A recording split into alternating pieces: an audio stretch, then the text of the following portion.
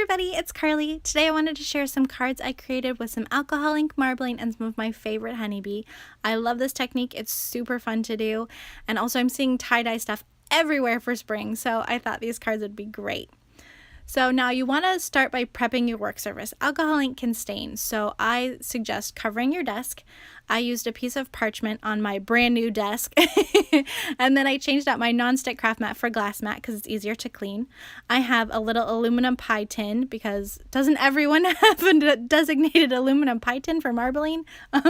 If you don't, then I suggest maybe a glass container because plastic might stain. And then I have a big stack of paper towels, and this is some cold water I'm using. Now, to this cold water, I'm adding a drop of alcohol inks. These are all Ranger inks. I'm going for a rainbow look, and I don't want the colors to get muddy since there's so many of them, so I'm just doing 1 drop of each. And then once I've got all my inks in, I am dunking a piece of uncoated paper. So, in case you missed it, here's that technique again. So I'm adding the inks to the cold water. I'm adding more ink to this is the same water from the last time. So you don't even have to change out your water every time. You can just add more ink. So I'm adding those same colors again, and then I'm going to dunk my paper. Now, something to note is that I'm using regular Solar White cardstock, 80 pound. Normally with alcohol inks, you want to use a glossy paper, but with this technique, you want uncoated because you want that ink to get absorbed right away into that paper. Now, once you dunk it, you get this beautiful look. Now, if you take another piece of cardstock and dunk it again, you're going to get another beautiful look, but very different. So this is what it looks like without adding any more ink. Here is a list of all the colors for that rainbow effect. Now, these are all Ranger alcohol inks, but you might be wondering, do the alcohol pearls work that just came out? Well, I was wondering that too. So here's what that looks like. So to cold water, again, this is actually clean water. I'm adding 2 colors of the regular alcohol inks, and then I'm going to add that pink pearl ink on top of it. Now, the pearl ink kind of clumps up, which is still really cool. Then you dunk it in and you get those pigment clumps on your page. So I'm going to show you again. So this is doing that same thing, but with warm water, and it's going to change the effect of that pigment in the pearl.